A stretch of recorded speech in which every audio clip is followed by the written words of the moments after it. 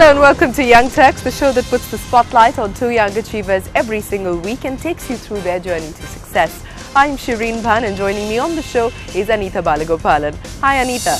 Hi Shireen, my guest for today is in the business of building homes and building lives. Meet Baman Irani of the Keystone Group, but that's later on the show. For now, it's back to Shireen. My guest today is barely 30 and he started not one, not two, not three, but four different companies. From telecom to travel to the IT product space, Anuj Gupta has done it all. Let's catch up with him on Young Turks today.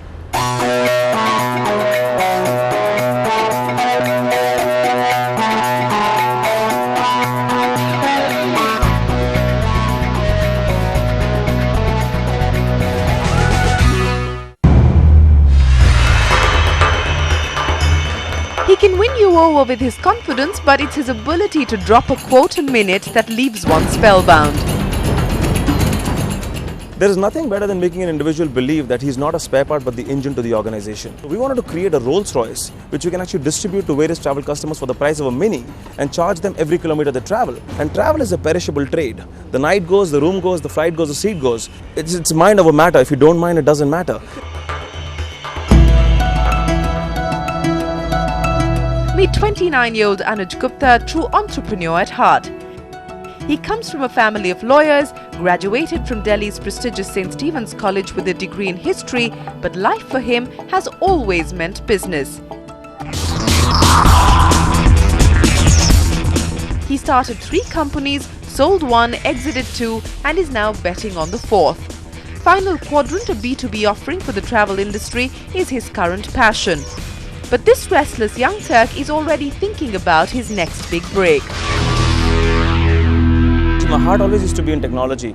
Dr. Baker, who was one of my professors, always used to say that Anuj, you are more of a techno guy versus a history guy. You know, there's a lot of past but no future in history. So I always used to talk about technology. And I decided actually to start a company where we could actually arbitrage on the long distance calling rates between India and the US. And we made the name Fax Appeal so that it appeals to people when sending faxes. But that didn't really work out because of the regulatory environment in the country. What has it been like for you? Because as I said, you've done 3 businesses, you've shut shop, you've moved on again. What is it like to actually close a chapter and then graduate to the next one? The first company, we never shut down. We actually exited that company in California. So we sold that business. And half of the reason for a young business person, the reason for entry could be exit. So we exited that business, learned from that and moved on to the next business. And I think moving across, I mean, you know, one is trying to always find himself. You got to be going to a place where there is passion, there is depth, there is understanding, and you actually create real value for the end customer.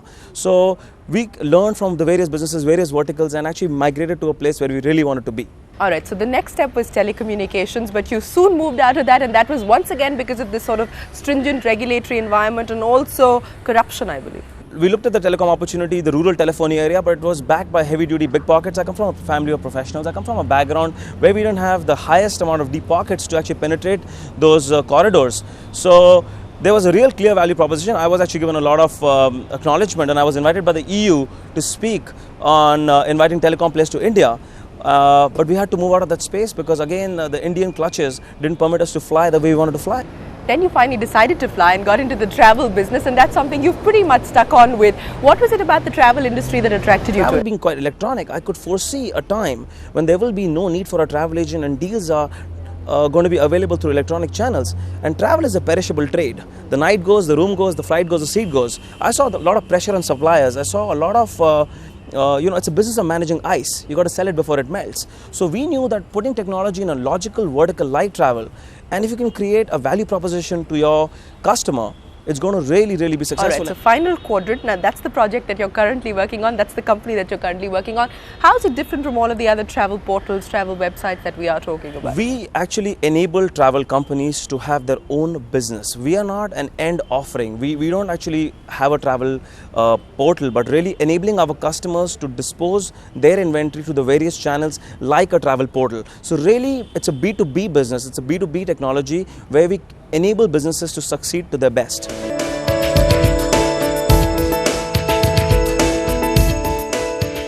FinalQuadrant has come a long way since its inception in 2000. A travel technology player, it caters to clients across the globe, but surprisingly, it's not the US but Europe that's driving sales.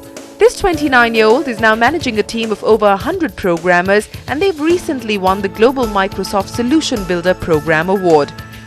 The big challenge: revolutionizing the nascent IT product space in India. What does that award, like getting the Microsoft Global Support Award, mean to you? What do awards really mean to you? How important are they as far as your career graph, your success graph is concerned? I think it's just an endorsement from a third party making us believe that what you've created is quite logical and quite palatable to your market. And I think it's just shown us a way forward to creating a deeper partnership with Microsoft, because those are the technologies we use to build our products. This technology is going to become very centric to any travel player's existence. If they're not going to take it, they're going to be in deep trouble. Alright, speaking of how you do things differently, A, you're targeting a different market from all of the other companies. You're looking more at Europe as opposed to the US. And B, also not so much in the services space. You explained to us how you're more B2B. And the product space, now this is a space that hasn't really done very well in India. We haven't seen breakthroughs and success stories in the product space in India. I think you've hit the nail on the head. I think that's a great question. I mean, I think that was the extra bit needed to India's zero defect formula. India needed to play the product game. It's a complete inside out story versus an outside in story. Here in the product space, you don't get customer giving you requirements. The IP, I don't want to put a one-time price on the intellectual property of my brain and our search and our research in that space. So we wanted to create a Rolls Royce, which we can actually distribute to various travel customers for the price of a Mini and charge them every kilometer they travel. So de-risking the customer and really creating a value proposition for the customer, which is a clear return on investment on the business versus being lesser of a blue blood.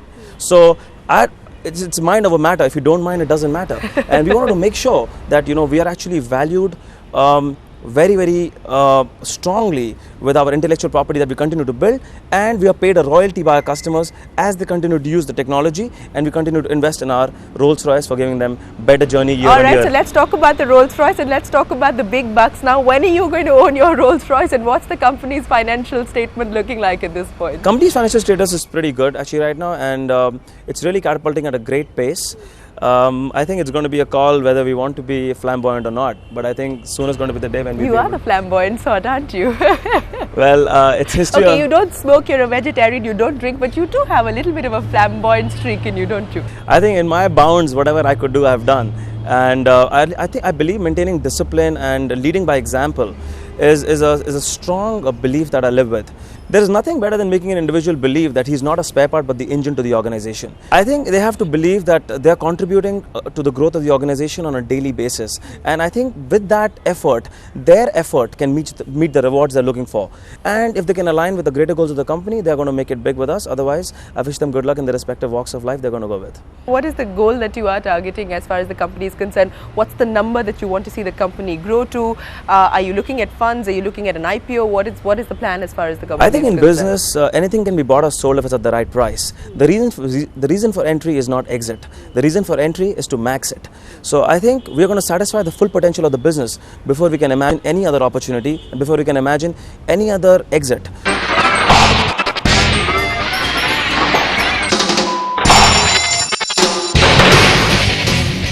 An avid squash player and a champion in school and college, Anuj has been able to include the skills of the racket game to the game of business. Competition is intense just like it is on the court, but Anuj seems to be in good form. I think playing well the most competitive and the fastest sport has definitely helped me becoming very competitive at business and reacting very fast to a fast moving ball. So we are definitely in a very competitive environment, and my squash skills have helped me use that knowledge and that reflex in my daily business. Talking about playing squash with my growing health right now, I think I need to get down. I need to value physique. That's a sign of prosperity. I think I need to value for the first time in my life physique over physics, and I think I need to really move and start playing some serious squash back. Well, I'm sure you're also on the eligible bachelor's list at this point in time. No offers coming in as far as that's concerned? I think those are the kind of emails I don't open these days. I just kind of refrain to my business. But yes, I think the end goal in life is to have a very happy personal life. And some point of time, I'm going to take that call to settle down and calm down more on my business. Anuj Gupta, we do hope that you find many more gaps to fill. Wishing you the very best of luck. That's a wrap on this segment of Young Turks. We'll come back with another Young Achiever. Stay right there.